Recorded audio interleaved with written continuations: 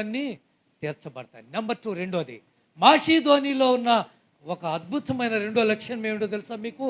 ఏమిటి ఆ లక్షణం అంటే, వారు నిరుపేదలే కానీ ద్రాతృత్వం బహుగా విస్తరించినని రాయబడి.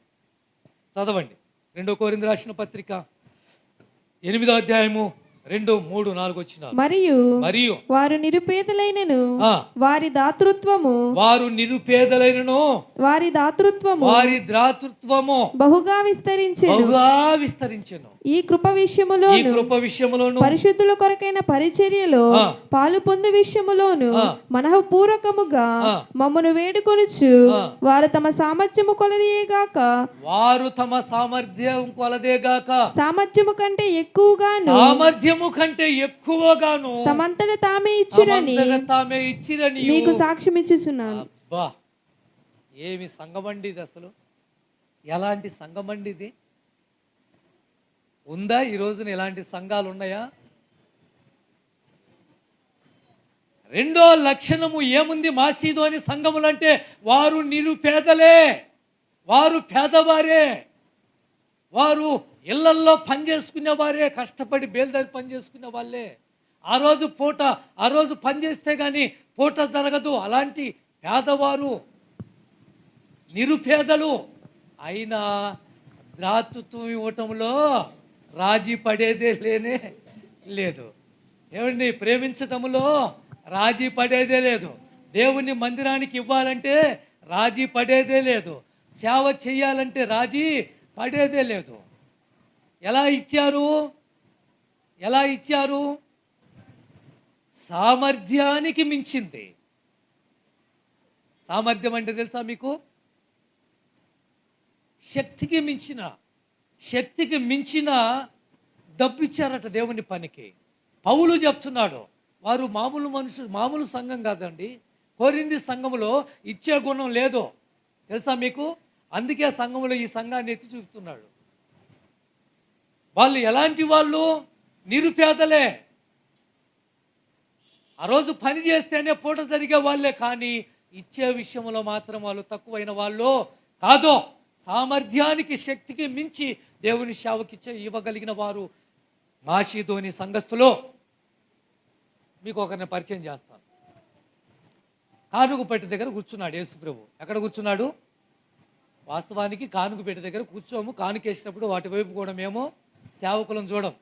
ఈయన ఎందుకు ఆ రోజు సమాజ మందిరంలో బోధించిన తర్వాత కానుక పట్టే టైంలో యేసు ప్రభు కానుకపెట్టె దగ్గరే కూర్చొని ఎవరెంత ఇస్తున్నారా అని చూస్తున్నాడు. నిజంగా ఇది భలే బాగుంటుంది ఆ భాగం. కానుకపెట్టె దగ్గర కూర్చొని 10 రూపాయలు ఇస్తున్నారా, 5 రూపాయలు ఇస్తున్నారా, 100 రూపాయలు ఇస్తున్నారా, 10,000 ఇస్తున్నారా అంటే యెరూషలేము మందిరం కాబట్టి కట్టలు తెచ్చిస్తారు. పెద్ద జాబులు, యెరూషలేములో చాలా అద్భుతమైన వ్యాపారాలు, మంచిగా డబ్బు వస్తుంది. అరే వేలు ఇచ్చారు. అందులో ఒక ఆవిడ 2 కాసులు ఇచ్చిందట. కానుకపెట్టె దగ్గర కూర్చున్న యేసు ప్రభు ఏమన్నాడంటే శిశువులను పిలిచి, ఇదిగో ఈమె పేద ఎదవరాలు. అక్కడ రాయబడిన మాటలు ఎలాంటి ఎదవరాలు? ధనవంతురాలైన ఎదవరాలని రాయాలి అక్కడ. పేద ఎదవరాలు. ఏమో ఎక్కువ ఇచ్చింది దేవునికి అన్నాడు. అందరూ డబ్బిచ్చిన వాళ్ళు ఉంటారుగా, అదేంటి 2 రూపాయలు ఇస్తే ఆమె గురించి మాట్లాడతావు నువ్వు? ఆడ సమస్య 2 రూపాయలది కాదు. ఆమె ఉన్నదంతా దేవునికి ఇచ్చేసింది. చదవండి ఆ మాటలు. మార్కు సువార్త 12వ అధ్యాయం 41 వచనం. 12:41. ఆయన కానుకపెట్టె ఎదుట కూర్చుని జన సమూహము ఆ కానుకపెట్టెలో డబ్బులు వేయుట చూచుచుండెను. ధనవంతులైన వారనేకులు అందులో విశేషముగా సొమ్ము వేయిచుండిరి. ఒక బీద విధవరాలు వచ్చి, మీరు అండర్లైన్ చేసుకోండి, ఒక బీద విధవరాలు వచ్చి 2 కాసులు వేయగా 2 రూపాయలు వేసేసింది. ఆయన తన శిష్యులను పిలిచి కానుకపెట్టెలో డబ్బులు వేసిన వారందరికంటే ఈ బీద విధవరాలు ఎక్కువ వేసినని చెప్తున్నాను. వారందరూ తమకు కలిగిన సమృద్ధిలో నుండి వేసిరి గాని ఈమె తన లేమిలో తనకు కలిగినదంతయు అది అంతా ఇచ్చేసింది. దరిద్రములో ఉందండి ఆమె. ఆ 2 రూపాయలు ఉంటే ఆ రోజు శుభ్రంగా తినొచ్చు. ఆ 2 కాసులు ఉంటే ఇంటికి వెళ్ళి ఏదో తెచ్చుకొని తినొచ్చు. అయినా సరే లేమి అంటే దరిద్రం. అలాంటి దరిద్రములో ఉండి కూడా ఉన్నది 2 రూపాయలే, అవి ఉంటేనే మరలా ఛార్జీ పెట్టుకొని ఇంటికి వెళ్తాను, ఇవన్నీ ఆలోచన కాదు. దేవునికి ఇచ్చేయాలి, ఇచ్చేసాను. వారు నిరుపేదలే. ఏ విషయంలో నిరుపేదలు?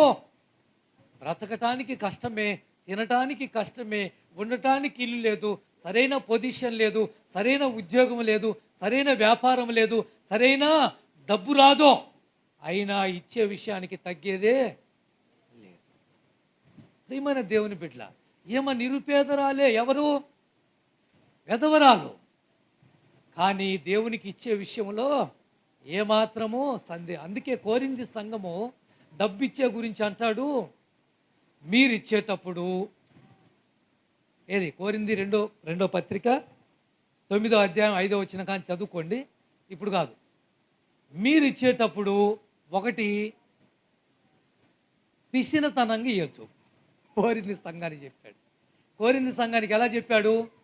ఈ సంఘంలో ఉన్న లోటుపాట్లు ఇవి. కోరింది సంఘంలో లోటుపాట్లు ఉన్నాయి కాబట్టి మాషీదోని సంఘాన్ని తెచ్చిపెట్టాడు. మాషీదోని సంఘము దేవునికి ఇచ్చే విషయంలో ఎలా ఉందో చూపెడుతున్నాడు. ఈ 9వ అధ్యాయంలో అంటాడు, మీరు పిసినతనంగా ఇవ్వద్దు. కోరింది సంఘంతో అంటాడు.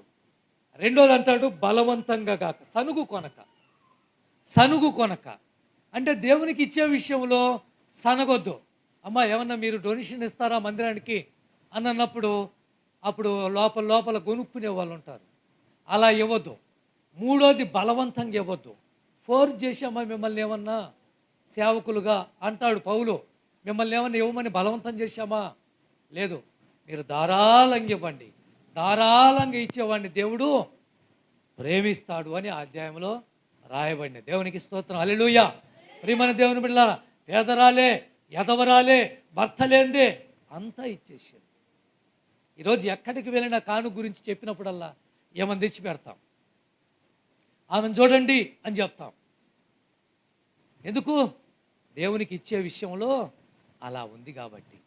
మాషీదోని సంఘంలో ఉన్న రెండో లక్షణం ఏంటంటే, దేవునికి ఇచ్చే విషయంలో సామర్థ్యము కంటే శక్తికి మించిన సాకారం వాళ్ళ దగ్గర ఉందండి. ద్రాతృత్వం, ప్రేమ చూపించడంలో వాళ్ళకి మించిన వాళ్ళు మరొకరు లేరు. ఇది ఈ సంఘానికి పోటీ పడిన సంఘం ఏదైనా ఉందంటే బెరయా సంఘం కనిపించింది. ఏ సంఘము? బెరయాలో ఒక సంఘం ఉంటుంది. ఆ సంఘము ఈ సంఘం పోల్చుకుంటే సరిపోతుంది.